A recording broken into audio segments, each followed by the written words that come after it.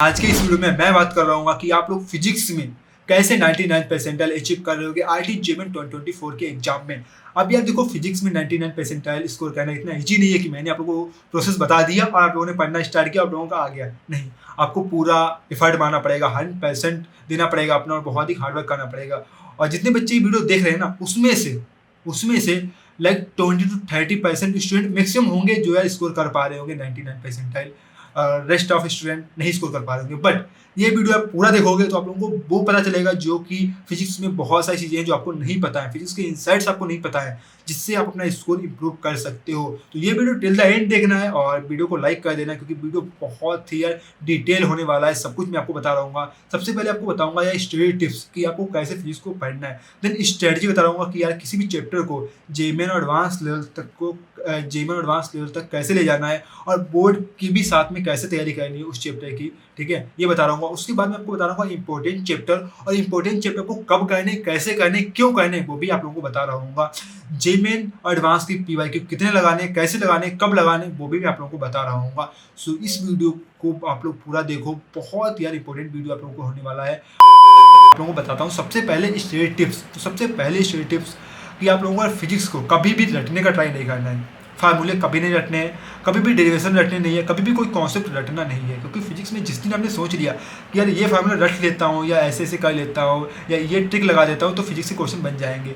Physics में trick से, रटने से, जस्ट तुक्का मारने से होने वाला नहीं है। आपको पूरा अंडरस्टैंडिंग के साथ, फील के साथ आपको पढ़ना पड़ेगा।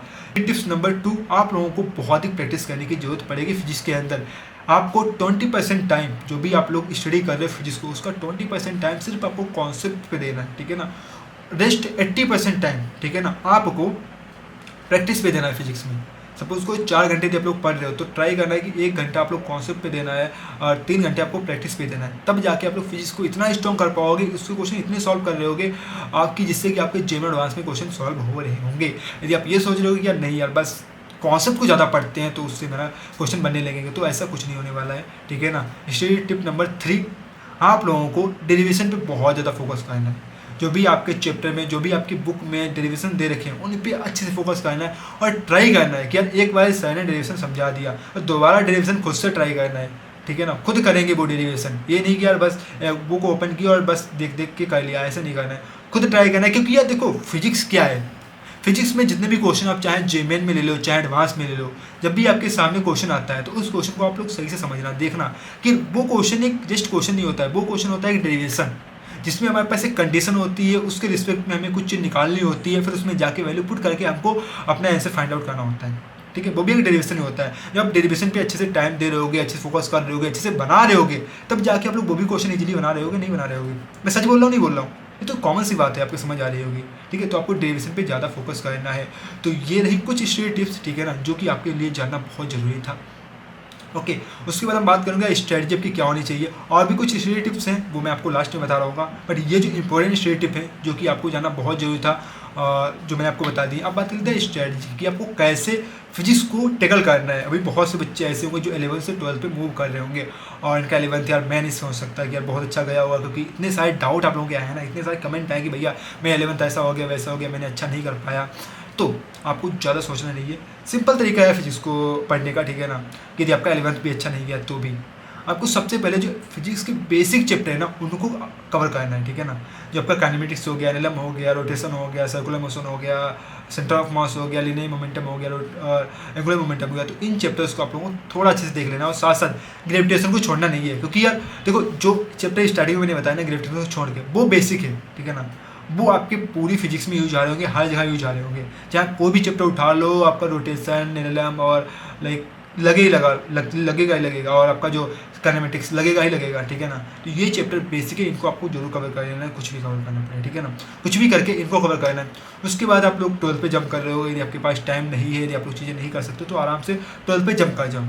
कोई बहुत रॉकेट साइंस नहीं है, बहुत कुछ नहीं हो जाएगा, आप आराम से 12th को भी संभाल रहे होगे। बट अभी आपके पास टाइम है। ठीक है ना, तो यदि आपके पास 12th स्टार्ट होने के लिए 2-4 महीने हैं और आपने ये जो मैंने चैप्टर बताए हुए हैं ये कवर कर लिए हैं, तो कुछ चैप्टर ऐसे हैं जैसे हीट हो गया, आपका एसएचएम हो गया, इनको थोड़ा थोड़ा देख लेना, जब कवर कर सकते हो कवर कर लेना, नहीं तो 12th में सिंपल जंप कर जाओ, आराम से पढ़ो। अब बात कर वीडियो में आगे बढ़ने से पहले आप लोगों के लिए बहुत ही इंपॉर्टेंट न्यूज जो कि आपको जानना बहुत जरूरी है। इंडिया में 99% बच्चे ऐसे हैं जिनका सपना होता है आईआईटी और एम्स में स्टडी करने का, बट ये सपना कितने बच्चों का पूरा हो पाता है? 1%। क्योंकि उनका फाउंडेशन वीक होता है और वो तैयारी भी स्टार्ट करते हैं तो 11th से या 12th के बाद या 12th से, तब तक उनका जो भी उनके कॉम्पिटिटर होते हैं जो लाइक टॉप 1% में आने वाले होते हैं, तब तक वो तैयारी अपनी अच्छे से स्टार्ट कर चुके होते हैं क्योंकि उनका फाउंडेशन स्ट्रांग होता है। तो इसी बात को पीडब्ल्यू ने ध्यान में रखा और फाउंडेशन बैचेस लॉन्च कर दिए, क्योंकि जो बच्चे क्लास 8 में है, 9th में, 10th में, वो आईआईटी जेई या नीट के बारे में जाने और अपने प्रिपरेशन को स्टार्ट करें, अपने फाउंडेशन को स्ट्रांग करें। क्योंकि यदि उनका फाउंडेशन स्ट्रांग होगा ना तो वो 11th में जाते ही अच्छे से तैयारी स्टार्ट कर पाएंगे, 12th में जाते ही अच्छे से तैयारी स्टार्ट कर पाएंगे, चीजों को मैनेज कर पाएंगे, समझ पाएंगे। और जिन बच्चों का फाउंडेशन ही स्ट्रांग नहीं होता है वो चीजें समझ ही नहीं पाते हैं। तो जो बच्चे भी क्लास 10th में है तो उन सब लोगों के लिए पीडब्ल्यू लॉन्च किया है उड़ान बैच। और ये बैच ऐसा है जो कि आपके क्लास 10th में पंख लगा देगा। आप 11th में जब जा रहे होगे ना तो आपका पूरा जो बेसिक होगा बहुत अच्छे से क्लियर हो चुका होगा। जल्दी से जाइए उड़ान बैच ज्वाइन कीजिए। इसकी जो प्राइस है बहुत ही कम है, 2100 होने वाली है। और जो बच्चे क्लास 8 और 9th में है तो 8 वालों के लिए उमंग बैच है जो कि बहुत अच्छा बैच होने वाला है, ठीक है ना। यहाँ पर आप लोगों का जो बेसिक है बहुत अच्छे से क्लियर किया जा रहा होगा, उसको फाउंडेशन बनाया जा रहा होगा जो कि आपका सपने को पूरा कराने में बहुत ही हेल्प करेगा, आपके सपने को आपके क्लोज ला रहा होगा। और क्लास 9th वालों के लिए नीव बैच है, ठीक है, वो आप लोग ज्वाइन कर सकते हो। तो जल्दी से जाइए, जो भी आपको बैच ज्वाइन करना है, चाहे क्लास 8 में हो, 9th में हो, 10th में हो, अलग अलग बैचेस के नाम मैंने बता चुका हूं, ठीक है ना। जो भी ज्वाइन करना है ज्वाइन कर लीजिए। और हमारा कोड है YESAN 150 लगाना बिल्कुल मत भूलना, इससे आपको 150 पॉइंट्स का डिस्काउंट मिल रहा होगा। इसे जाइए बैच ज्वाइन कीजिए और हमारा कोड है YESAN 150 लगाना बिल्कुल मत भूलना। और अपने वीडियो को करते हैं हम कंटिन्यू। अब बात कर लेते हैं यार कि आपको एक चैप्टर को जेमेन और एडवांस तक साथ साथ बोर्ड के लिए कैसे प्रिपरेशन करनी है एक चैप्टर की, ठीक है। तो ये देखो आप लोग मैक्सिमम बच्चे क्या करते हैं, जो बच्चे सेल्फ स्टडी कर रहे हैं तो उनका मैं बताता हूँ वो कैसे करते हैं, क्योंकि उनके पास इतना कॉमन सेंस नहीं होता है, उन्हें इतना पता नहीं होता है, जिससे कि बहुत बड़ी वो गलती कर देते हैं। वो क्या करते हैं कि यार एक चैप्टर किसी भी चैनल में गए, प्लेलिस्ट देखी, पूरे लेक्चर देख लिए, नोट्स बना लिए और उसके बाद क्वेश्चन ट्राई करने के। उससे क्या होता है ना कि यार लेक्चर तो देख लेते हैं बट जब क्वेश्चन ट्राई करने जाते हैं तो चीज़ें भूल जाते हैं, उनको समझ नहीं आता है, सब ऊपर से उठ जाता है कि पढ़ा क्या था। तो आपको ये नहीं करना है। आप कोई भी चैप्टर स्टार्ट करो, कहीं से भी पढ़ रहे हो, मैं नहीं बोल रहा आप यूट्यूब से पढ़ रहे हो या कोई टीचर से पढ़ रहे हो, आप कहीं से भी पढ़ रहे हो, आपको जो भी चैप्टर पढ़ाया जा रहा है, ठीक है, जहाँ से आप पढ़ रहे हो, तो यदि आप लोग सेल्फ स्टडी कर रहे हो तो सिंपल आपको 2 लेक्चर देखने हैं, ठीक है ना। जो भी चैप्टर आप देख रहे हो डेली 2 लेक्चर देखो, उसमें कितने कॉन्सेप्ट पढ़ाए गए हैं, कितने कॉन्सेप्ट बताए गए हैं, ठीक है ना। उन कॉन्सेप्ट को नोट डाउन करो, उसके हर कॉन्सेप्ट के एग्जाम्पल ट्राई करो, ठीक है ना। 5-5 सपोज को दिया आपने एक दिन में 5 एग्जाम्पल लिया, 5 तो बहुत ज़्यादा हो जाएंगे, नहीं 5 कॉन्सेप्ट तो बहुत ज़्यादा हो जाएंगे, आप नहीं देख पाओगे, नहीं समझ पाओगे। 3-4 एक कॉन्सेप्ट आपने एक दिन में देखे, अब उन 3-4 कॉन्सेप्ट पे कम से कम 5-5 एग्जाम्पल लगाने हैं। अब आप लोग बोलोगे भैया एग्जाम्पल तो मिलता ही नहीं है, तो यार गूगल है ना आपके पास, ठीक है ना। और अभी तो चैट जीपीटी चल चुका है यार, आपको चैट जीपीटी नहीं पता है तो बता दो, मैं इस पर वीडियो बना दूंगा, आप कैसे उसे यूज कर सकते हो वो भी मैं आपको बता दूंगा। चैट जीपीटी बहुत अच्छा तरीका है, ठीक है ना। अब वैसे सिंपल तो गूगल ही है, जाओ गूगल पे सर्च मारो, ठीक है ना, उससे आप लोगों को 5 एग्जाम्पल मिल जाएंगे उसी कॉन्सेप्ट से रिलेटेड। उन कॉन्सेप्ट को, उन एग्जाम्पल को ट्राई करो, उसके बाद फिर उसी से रिलेटेड क्वेश्चन सॉल्व करो, ठीक है।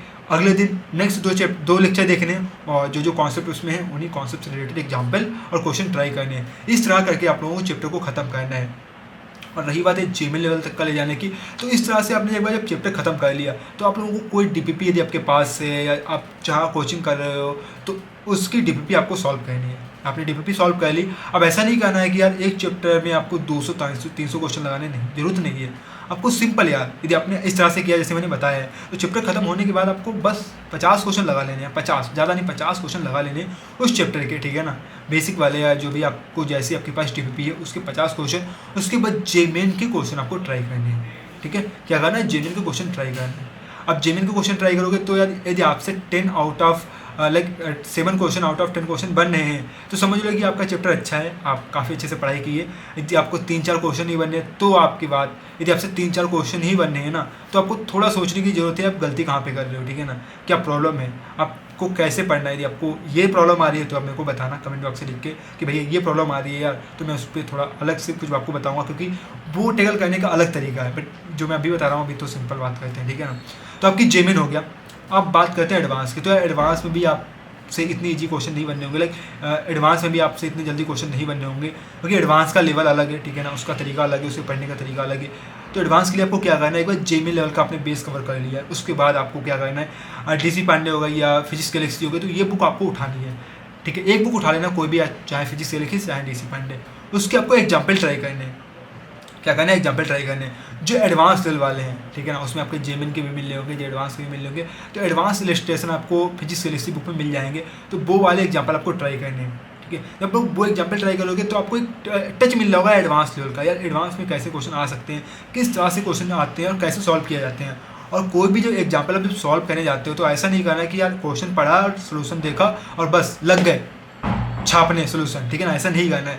आपको सबसे पहले क्वेश्चन देखा, ठीक है ना, क्वेश्चन पे सोल्यूशन को ढको, ठीक है ना, क्वेश्चन ट्राई करो, जितना बन रहा है, जितना आप सोच पा रहे हो उतना सोचो, नहीं सोच पा रहे हो, नहीं कुछ भी सोच पा रहे हो, फाइन, बट ट्राई को एटलीस्ट 4-5 मिनट दो क्वेश्चन को सोचने में। कुछ फार्मूले लिखो, कुछ कॉन्सेप्ट लिखो, कुछ ना कुछ लिखोगे ना, नोटबुक में कुछ ना कुछ डालोगे ना यार, कि यार क्वेश्चन देखा तो कुछ ना कुछ आ रहा होगा, तो वो आपको थोड़ा समझ में आएगा। उसके बाद जब आप लोग देखोगे ना क्वेश्चन को, तो आपको लगेगा यार हाँ ऐसे ऐसे कर सकते थे। तो इस तरह से करोगे तो आप को धीरे धीरे करके चीज़ें समझ आने लगेंगी और आपसे एडवांस के भी क्वेश्चन सॉल्व होने लगेंगे। सो ये तरीका होना चाहिए आपको किसी भी चैप्टर को पढ़ने का। और रही बात बोर्ड की, तो बोर्ड यदि आपने ऐसे पढ़ाई की है ना, तो फिर समझ लो बोर्ड को पढ़ने की जरूरत है नहीं, बोर्ड को करने की जरूरत है नहीं, वो आपका ऐसे ही हो जाएगा, क्योंकि आपने इतने समझ लिए हैं ना चीज़ों को कि बोर्ड में बस आपको जाके लिख के आना है और लिखना आपको आ ही जाएगा। 1 महीने पहले आप लोग जब 2-4 पेपर लगा लोगे ना फिजिक्स के बोर्ड वाले, तो ख़त्म यार, वहाँ पे चीज़ें खत्म हो जाएंगी। तो अब बात कर लेते हैं इंपॉर्टेंट चैप्टर की। तो इंपॉर्टेंट चैप्टर की लिस्ट आपको इस साइड आ रही होगी, क्योंकि इस साइड मेरे को लगता है जगह कम है, तो इस साइड आपको चैप्टर की लिस्ट आ रही होगी, इसको आपको करना है नोट डाउन, ठीक है ना, स्क्रीनशॉट ले लो या तो वीडियो को पॉज करो, ठीक है ना, सारे चैप्टर्स नोट डाउन करो। और इन चैप्टर्स को अभी ट्राई मत करना, इन चैप्टर फोकस करने का एक बार पूरा करो, ठीक है ना, अच्छे से पूरा सिलेबस करने का ट्राई करो, जितना हो पा रहा है उतना करो। नहीं पूरा सिलेबस हो पा रहा है कोई बात नहीं है, बट जितना हो पा रहा है उतना करो। जब लास्ट टाइम पे आपके 2-3 महीने बचे ना, तब देखना कि यार अब इन चैप्टर को करने की जरूरत है। बट अभी जब भी वो लाइक सपोज को जो इंपॉर्टेंट चैप्टर मैंने आपके बताए हैं ना, यदि उन चैप्टर्स पे आप लोग पहुंच रहे हो, तो तब जाके वहाँ पे जाके आपको उस पर अच्छे से फोकस करना है, ठीक है ना, अच्छे से समझना है, सारे क्वेश्चन ट्राई करने हैं, एडवांस लेवल तक का लेके जाना है, उसके बाद आगे बढ़ना है, क्योंकि इन चैप्टर से हर साल क्वेश्चन आते ही आते हैं और ये हाईली स्कोरिंग चैप्टर से आप लोग काफ़ी अच्छा स्कोर कर रहे होगे। यदि इन चैप्टर को आपने स्ट्रॉन्ग कर लिया, उसके बाद पूरे सिलेबस के जो भी बेसिक चैप्टर है, जो नॉर्मल से चैप्टर है, उनको आप लोग बस देख लो, कॉन्सेप्ट समझ लो, बेसिक देख लो, उसके बाद चीज़ें हो जाएंगी, आप लोग अच्छा स्कोर कर रहे होगे। So all the best. आपको ये वीडियो में मज़ा आया होगा, आपको चीज़ें समझ आई होंगी यार कि फिजिक्स को पढ़ना कैसे है। यदि आप लोग इसी तरह की वीडियो मैथ और केमिस्ट्री में भी चाहिए, क्योंकि केमिस्ट्री और मैथ दोनों अलग अलग हैं, ठीक है ना, तीनों सब्जेक्ट अलग है, केमिस्ट्री फिजिक्स मैथ तीनों अलग अलग हैं, तीनों को पढ़ने का तरीका अलग है, तीनों को मास्टर करने का तरीका अलग है।